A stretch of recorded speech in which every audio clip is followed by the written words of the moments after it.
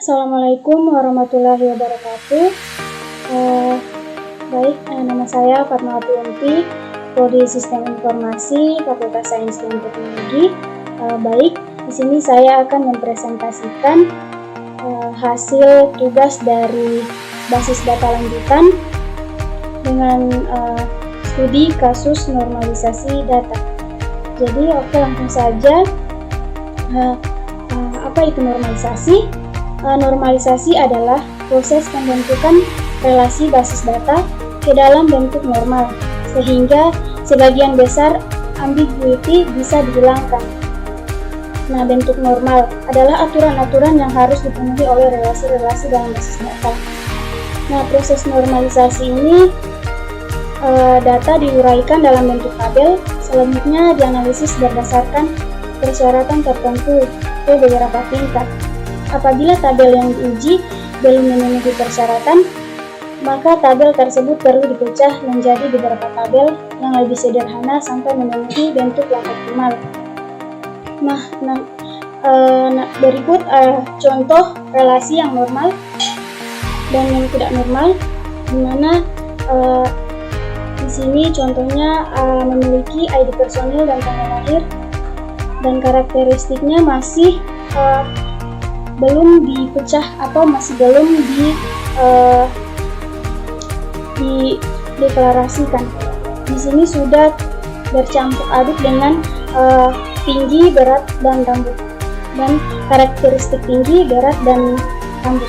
Di sini masih belum terdeklarasi. Dan yang berikut adalah relasi normal. Contoh relasi normal memiliki di sini sudah terdeklarasi atau sudah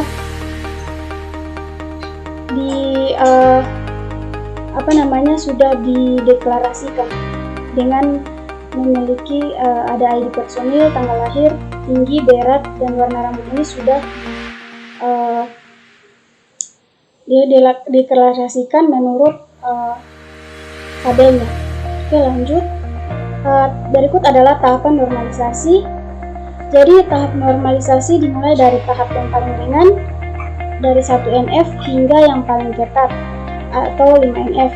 Biasanya hanya sampai pada tingkat 3NF, karena 3NF ini sudah cukup memadai untuk menghasilkan tabel-tabel yang berkualitas baik. Urutannya melalui 1NF yang paling ringan dan 2NF, 3NF. Oke, langsung saja untuk tahap normalisasi pertama atau 1NF, itu aturannya memiliki tidak adanya atribut multivalue atau atribut komposit. Dan yang kedua, harus mendefinisikan atribut kunci. Yang ketiga, setiap atribut dalam tabel tersebut harus bernilai atomik atau tabelnya ini tidak dapat dibagi lagi. Nah, berikut adalah untuk contoh kasus normalisasi data. Di sini saya sudah punya tabel pegawai, berisikan ada. Nah, namun tabel ini belum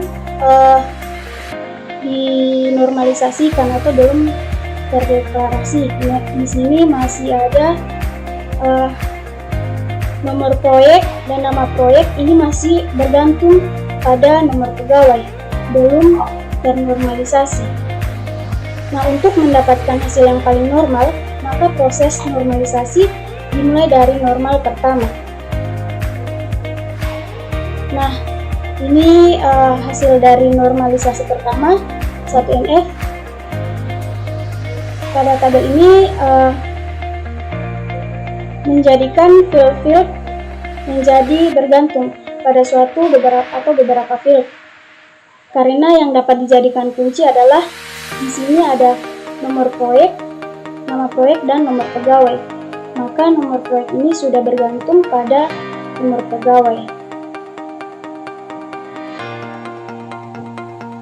Dan berikut untuk aturan normalisasi kedua ini, yaitu di mana aturannya sudah harus memenuhi bentuk normal pertama atau 1NF, dan yang kedua semua atribut bukan kunci hanya boleh tergantung pada atribut kunci. Dan yang ketiga, jika ada ketergantungan parsial, maka atribut tersebut harus dipisah pada tabel yang lain. Dan perlu ada tabel penghubung ataupun kehadiran foreign key bagi atribut-atribut yang telah dipisah tadi. Nah, berikut adalah tabel dari normalisasi kedua atau tabel yang sudah dipecah atau sudah dipisahkan menurut deklarasinya. Di sini tabel proyek sudah disendirikan dengan nama proyek, tabel pegawai menjelaskan nama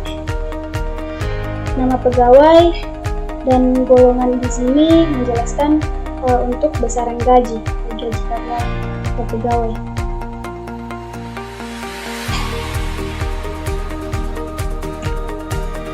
Begitupun dengan tabel proyek pegawai. Untuk membuat hubungan antara dua tabel di suatu tabel yang berisi KK dan tabel lain.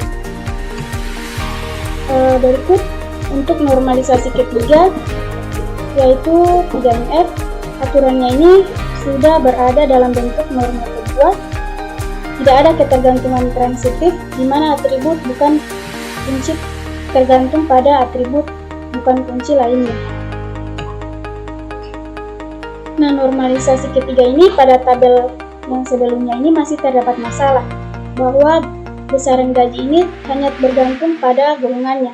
Padahal di sini golongan bukan merupakan field kunci.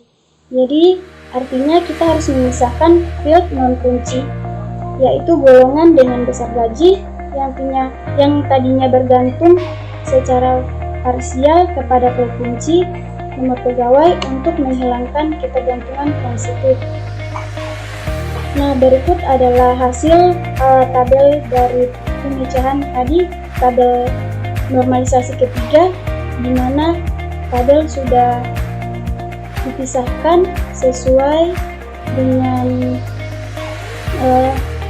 tabelnya. Ada tabel proyek, di mana ada nomor proyek, berisi nomor proyek dan nama proyek. Tabel pegawai berisi nomor pegawai, nama pegawai, dan golongan.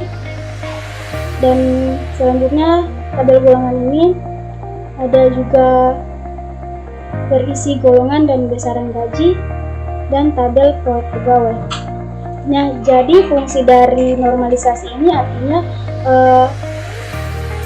dari tabel yang sebelumnya masih kurang atau masih belum ternormalisasi, akan dinormalisasikan dengan tahap-tahap seperti 1NF atau normalisasi pertama dan sampai normalisasi ketiga. Maka hasilnya akan lebih bagus dan lebih optimal dibandingkan belum ternormalisasi. Baik, hanya itu yang bisa saya sampaikan untuk tugas basis data lanjutan ini. Bila ada kekurangan saya mohon maaf. Wassalamualaikum warahmatullahi wabarakatuh.